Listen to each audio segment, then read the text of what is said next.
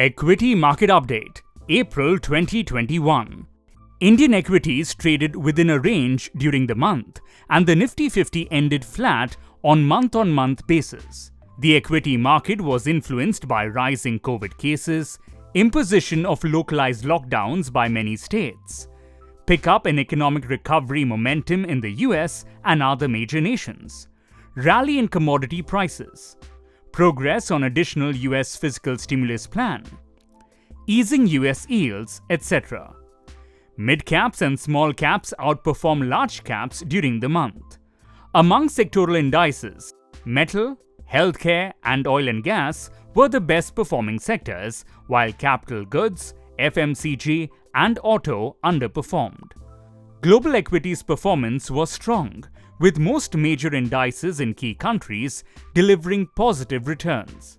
After remaining positive for 6 consecutive months, FPIs turned net seller and sold equity worth $1.3 billion during April 2021. On a cumulative basis, FPIs during the first 4 months of CY21 registered net inflows of $6.3 billion compared with net outflow of $7.3 billion in the similar period last year. Domestic equity-oriented mutual funds recorded net inflows of INR 12,399 crore in March 2021 compared with a net outflow of INR 5,871 crore a month ago. In Q1 CY21, DII received net inflows of INR 8,373 crores as compared to net outflows of 28,998 crores in the same quarter last year. After falling sharply in March 2020, the Indian equity markets registered a gain of over 60% year-on-year during April to December 2020. The rally continued in CY21 as well, and the Nifty 50 witnessed healthy gains in the first 4 months.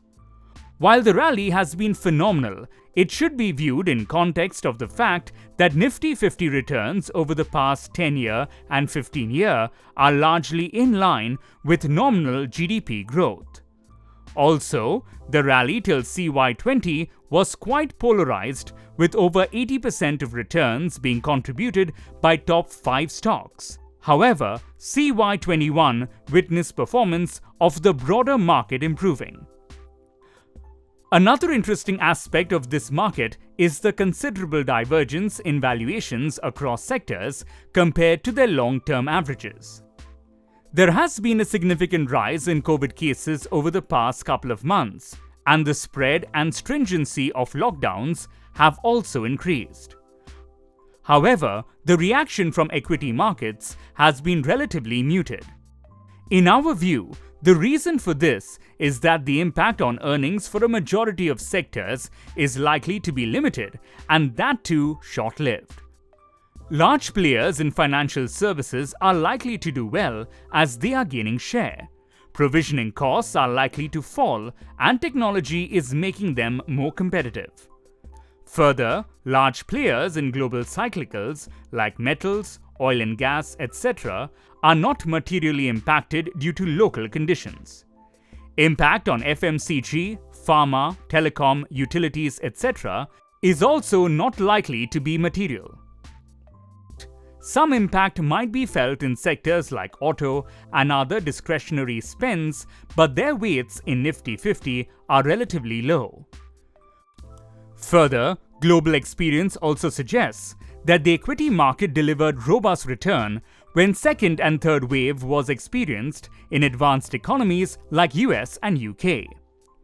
Outlook. As on 30th April 2021, Nifty 50 was trading near 21x FY22E and 18.1x FY23E price to earnings ratio. In our view, these are reasonable multiples, especially given the low interest rate environment and optimism on economic recovery. Further, the gap between 10-year G-Sec and 1-year forward Nifty 50 earning yield stood at 1.2 below its 10-year average of 1.7.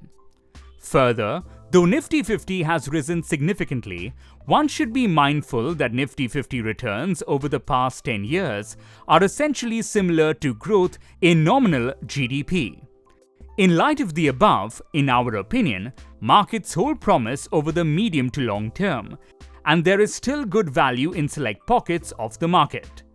Improvement in corporate profitability, improving capacity utilization, conducive financial conditions and lower cost of capital, favorable external scenario, supportive monetary and fiscal measures, etc. also supports this optimism.